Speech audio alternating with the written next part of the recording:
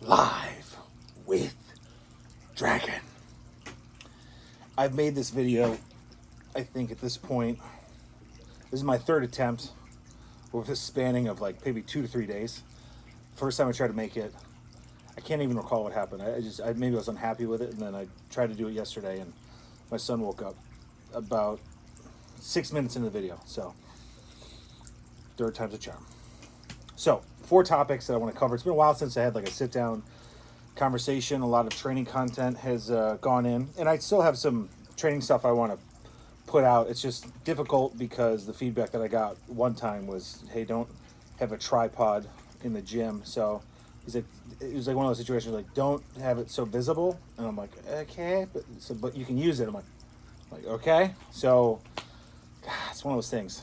And then not only that is the balancing act of like, I think I've talked about this before, but I like to listen to music when I train. It's like it's my me time. So I find it very grounding. So if I don't have the music, it's hard to get into the mood, if you will. So without further ado, 4 topics. 2 of them are a little similar, but I do want to cover all 4. So quick fixes for herniated disc. What do I think about it? We see it all the time on social media. We see it on YouTube videos. Photo of somebody like holding their back. Quick fix. Number 2, setbacks, flare-ups. Could be program situations where people are having issues adhering to the diet or training in general, or cardio is another good one. Number 3, how to review my training on YouTube for you as the individual. So my training, are you copy and pasting like what I'm doing? Maybe don't do that. We'll get into it. And then 4, build the muscles, become bulletproof, wink, wink, and strong, and establish the weaknesses. So let's start at the beginning here. Quick fixes for herniated disc. What I think about it. I'm going to be honest here, guys. I think it's a little bit of a bullshitty ploy type of thing. We live in an age where clicks are king, i.e. like a Liver King type situation. Guys eating balls on social media. He's getting a lot of clicks. Obviously, he's all hopped up on bull testosterone. So going back into the backspace world or the injury recovery world, if you have a true herniated disc, this is an issue that takes a long time to heal. Whether it's 6 months, whether it's a year, whether it's 2 years, everyone's different. It takes a long time to heal. But long as you're working through the injury with safe and effective practices that have been established by clinicians in the space over the past 20 years, you are going to notice over time positive progressions within your back pain, okay, or regressions, if you will.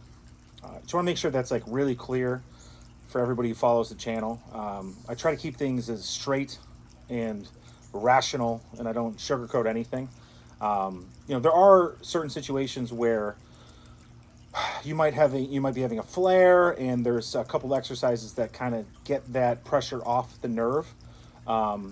But unless you're doing some sort of like functional training, mobility training, core training to build up the structural integrity of your meat suit, very little is going to change for you. Okay, no amount of stretching, no amount of clickbaity titles are going to help you. Okay, and then even going back to the peptides, no amount of peptides, anti-inflammatories is not going to help you. You've got to build the foundation of having a strong and effective posterior chain and also anterior chain.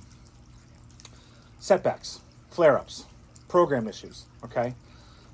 Maybe because I'm constantly immersed in the coaching space, being an online coach, I see a lot of consistencies in where people have issues with setbacks. And I think when we apply it to the back sphere, flare-ups, right?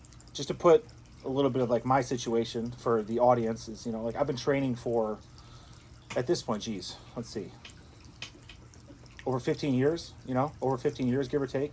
And through training, right, it's a constant tiptoe act, or tightrope, if you will. You're carrying the stick, and you're like, on this side is injury, on this side is gains.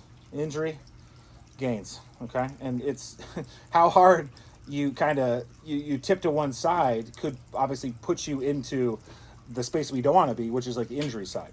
So what I attribute that to, like flare-ups, is let's say that you have a foundational level program, you're starting to noticing a lot of successes, a lot of things that you couldn't do before. You can sit down longer. You're comfortable. I'm on a bit of an incline. I still feel pretty comfortable. I wasn't like that months ago. I can tell you that right now. I was not like that months ago. So now you get to level 2, and then you start adding some hypertrophy. You're trying to strengthen the lower back. Maybe you've added in suitcase carries with a kettlebell, and you notice that actually kind of flares your back a little bit. You got some negative feedback now. So if that feedback loop extends and now you're in like a full flare up, you're not really going to be able to do much, unfortunately. You're going to have to kind of reground, reset, and go back to those foundational movements and figure out what was it within that one movement that caused that flare up. Was it the weight? Was it the amount of steps taken? And that's kind of when we go back to the tightrope analogy. So it might not be that the movement was wrong or the exercise was wrong. It's that the stimulus that you were trying to achieve was too great for your body at that time. There's obviously some external factors too that can happen where, you know, you're unfortunately have to do something from like a job standpoint that it just puts you in a flare, and then now it's like you're going back to baseline. It's frustrating. I get it. Trust me. But the point that I'm trying to say is that they are a part of the game, unfortunately. Maybe somebody will argue against that. That's fine. I want people to get in the conversation in the section. But even if you were doing simple weight training, think about joint issues, muscle tears, strains. It's just a part of pushing yourself, okay? And through the uncomfort, you come out the other side in a better space. Next, how to review my training on YouTube for you as the individual. So, same consistency, you know, YouTube, open platform. I encourage conversation, always, always, always. And every now and then I'll get like a comment about something that I'm doing that could potentially, you know, put strain on the back, or that the movement in question is going to cause unnecessary tension to the lower back. It's like, maybe for you, right? Not for me, because I have done things that you don't see behind the camera that have allowed me to be able to do that movement pain-free, and it's actually building up the stimulus necessary to make my back stronger, my posterior chain stronger. So what I want you as the audience to view is like, I'm filming a day in the life of the dragon. So this is what I'm doing currently. What you don't see is 4 or 5 months ago when I first got injured, there wasn't much to show, right? I think I did a video on me doing bird dogs and curl ups and side planks and QL side bends, right? Working, you know, very specific muscle groups with very low volume.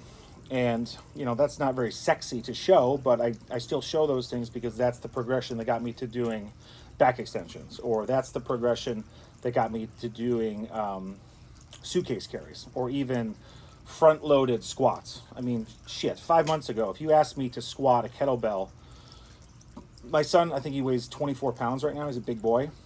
If I had to carry him like this and then bend even a little bit, good Lord, the pain that would cause in my lower back would be incredible.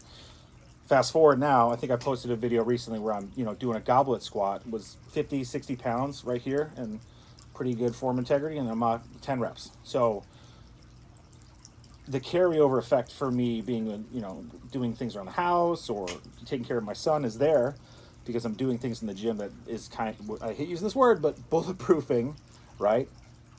Making sure that the stimulus is par for the course.